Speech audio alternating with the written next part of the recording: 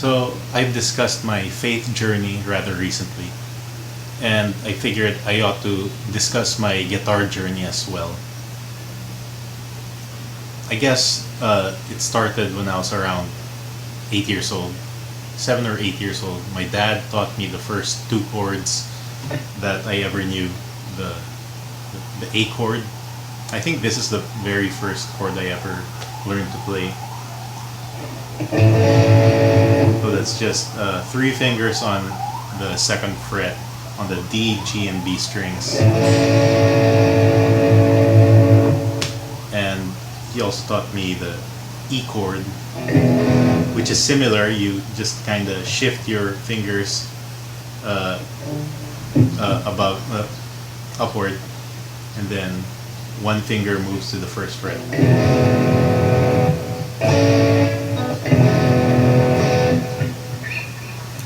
And then I think that was all I knew for a couple of years or so.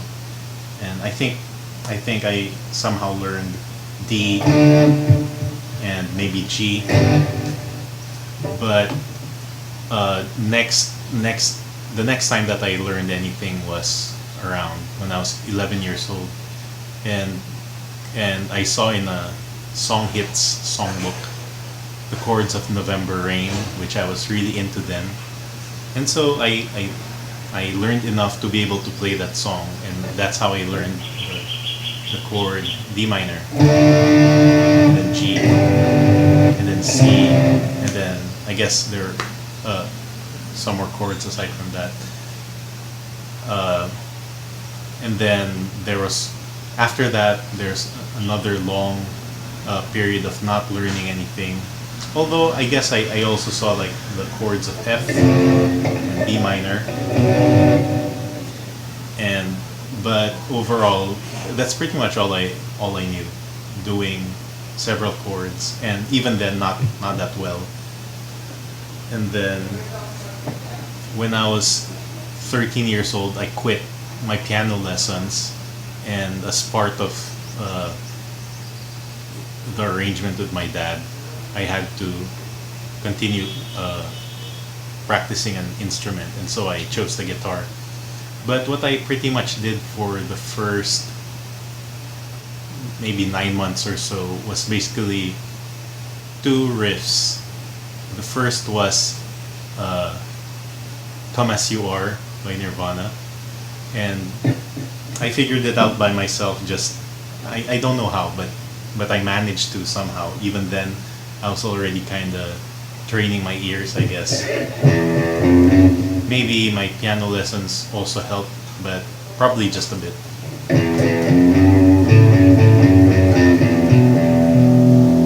I played it differently from what's actually played. Instead of ending with, I ended it with, which actually sounds better in my opinion, as opposed to. Yeah, so I learned that, and then I also learned All Apologies, which is also by Nirvana.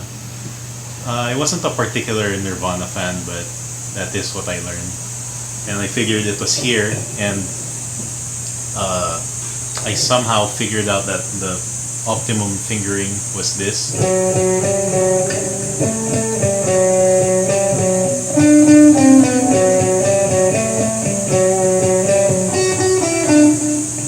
And I didn't even bother about learning how exactly it's played, but I knew the notes at least. And so I knew Come As You Are and All Apologies. And that's pretty much what I knew how to play, except I guess eventually after 9 months of practicing two riffs, two Nirvana riffs, I kind of wanted to do something different. And what for some reason I had the idea to develop my finger speed, my left hand speed. And so I did this thing. I tried developing my hammer on ability, and so I would do this. I guess I was copying the solo of Highway Star, which goes something like, and then. But the important thing was that I was moving my fingers this way, and I didn't even know back then that it actually required rapid picking as well. I thought it was just a matter of hammering on, which would have been tough for a beginner like myself. I'm not sure if I would have even been motivated enough to continue learning if I knew that the picking hand was supposed to be doing that the whole time.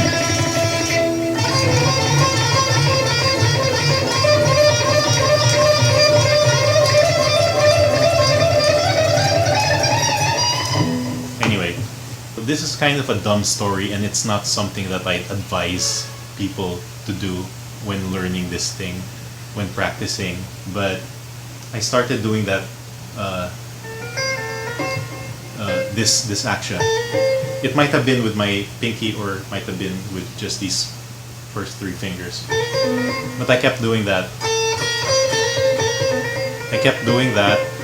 Well, back then I couldn't do it with that much ease. I guess it was really a struggle back then. But I was doing that, and I did that for like 3 hours or so. And after that, I did variations of that, and the thing was, I was developing my my left hand finger strength, and even to this day, my left hand is a bit more developed than my right hand technique, and that's fine. It's fine the way it is for me. There are some things that I couldn't quite do, especially with regards to right hand technique, right hand picking. You could say that my playing is rather sloppy, and which is fine. I guess I realize that even though I'm not the best guitarist that I could ever be, I'm able to do basically what I want to do on guitar, which is play a melody on the guitar which is in my head, and that's pretty much what I think. That's pretty much what anybody could ask for. It's not meant as an excuse for not doing better or not being disciplined, but I think I developed my technique to the degree that I cared about the music, and I would say that I'm fairly happy with the progress that I've made.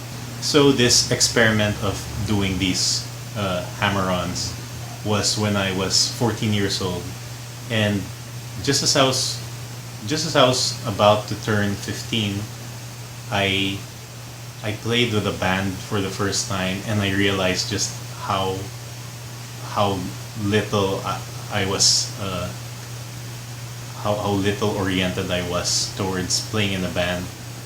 I mean, in the first place, I didn't really learn the songs I was supposed to, and my technique was completely inadequate, because even though I was doing that for like close to 8 months or so, even though I kind of developed my technique to be able to,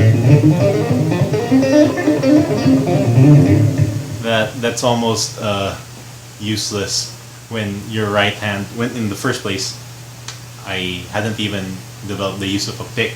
I was doing all of this with just, with my thumb, which I guess you could develop in order to do so in a proper manner. But for the type of music that I wanted to play, a pick would have been the best course. But it took me a while to realize the importance of playing with a pick, and it took a little bit of humiliation in a band setting in order to get motivated for that. And so I would develop my technique a bit more, and the important thing was I was also learning things by ear. I mean, even before the band incident. Oh no, wait.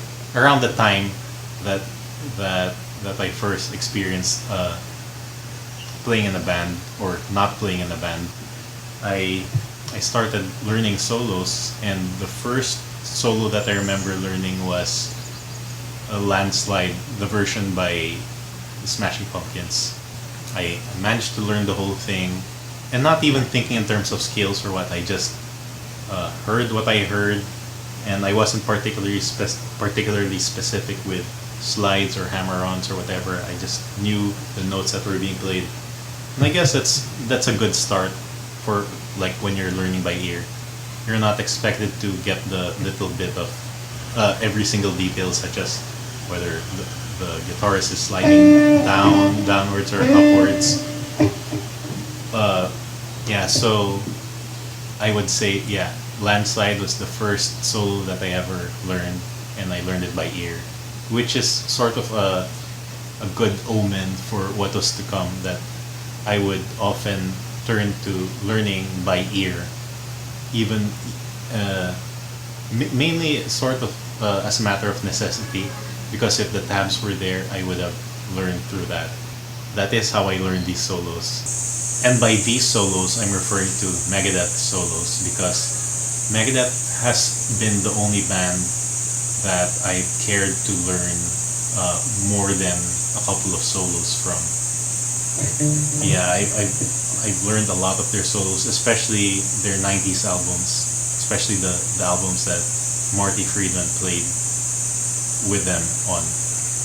And learning Megadeth solos was done a good deal through ear, just by ear training, but I did make some use of tabs that were available, but even then I would modify them according to what I was learning by ear. And the thing is, even though I started learning Megadeth solos when I was around 15 or so, I'm still kind of tweaking the solos that I learned back then in order to be more accurate, in order to be more like how Marty Friedman was playing them. And yeah, even just a couple of months ago, I was still kind of modifying the solo Skin of My Teeth.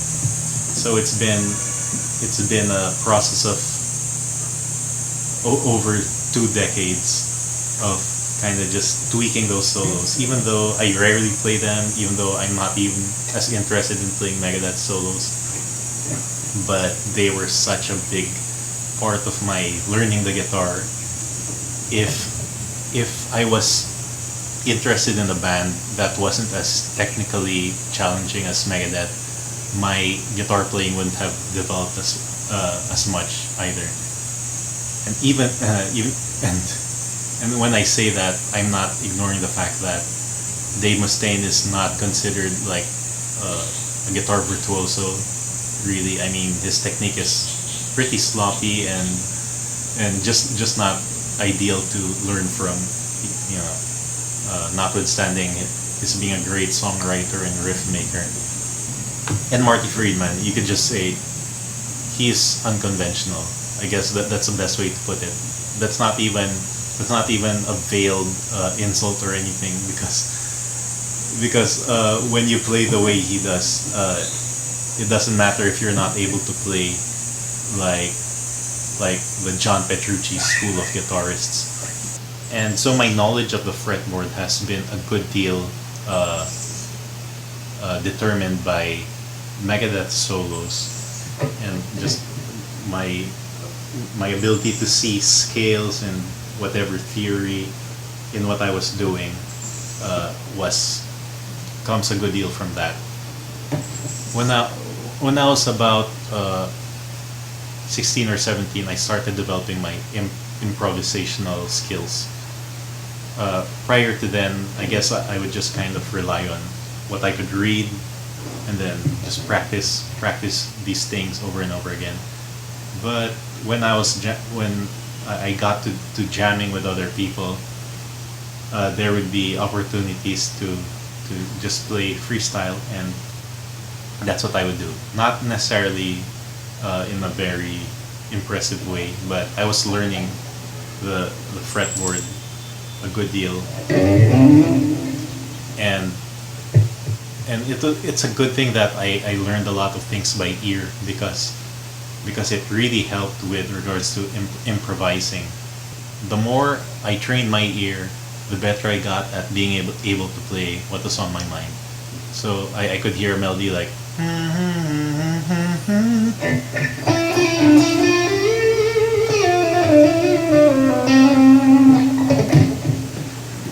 I'd be able to do it, and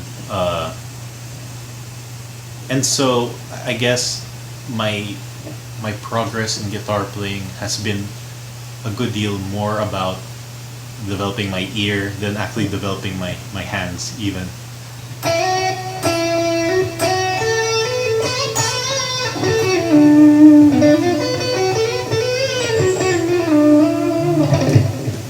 So I was about 17 when I started learning arpeggios, playing arpeggios, particularly sweep pick arpeggios on the guitar, which kind of sort of it expanded my concept of the fretboard a good deal because of listening to Jason Becker, and I didn't quite develop my technique to his level or even half that level, but just enough so that I would know what arpeggios do in a given situation.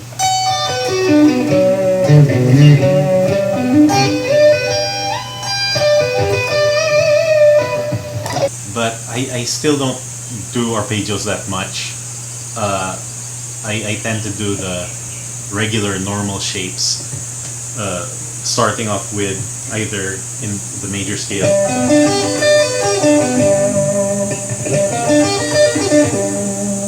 so that's one that's probably the most basic shape that I learned, and then there's also doing arpeggios starting from the low E string,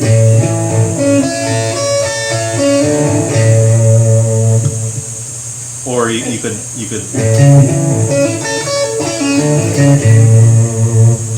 when I was 18, that's when I first watched John Petrucci's Rock Discipline, and I was sort of inspired to develop my picking hand, but at the same time, it wasn't something that really sustained my interest so much. So, like, I would be so impressed the way he'd be able to go through the strings at a tempo of 216 beats per minute, while I would be comfortable with just something like 160 beats per minute, and even then not as cleanly as he does something.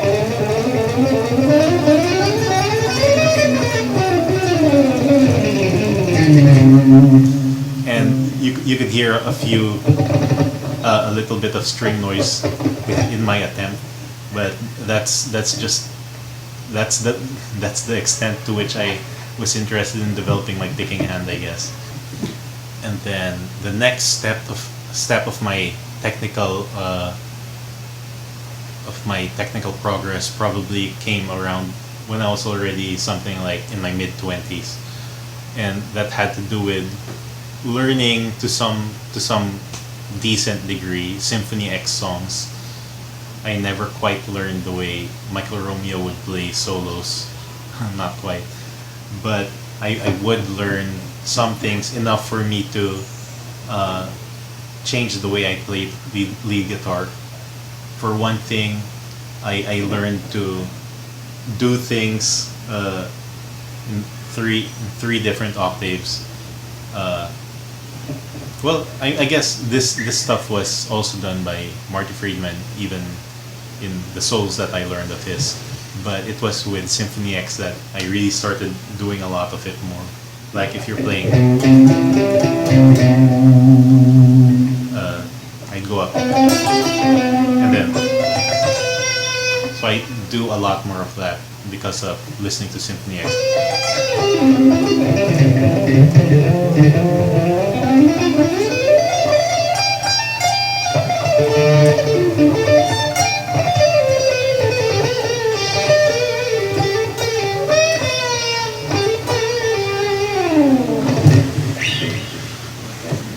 And that's the extent of my technical progress, I guess. Oh wait, one thing that's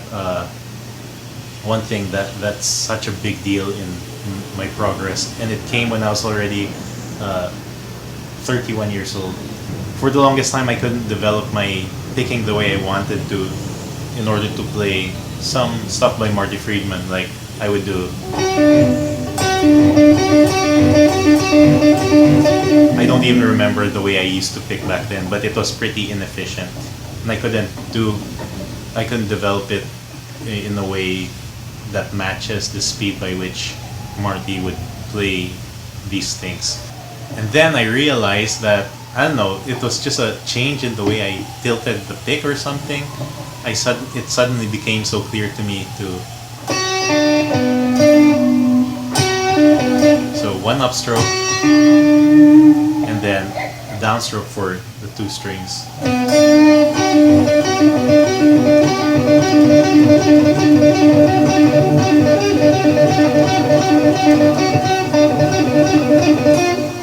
And that finally got me to be able to play Tornado of Souls at speed.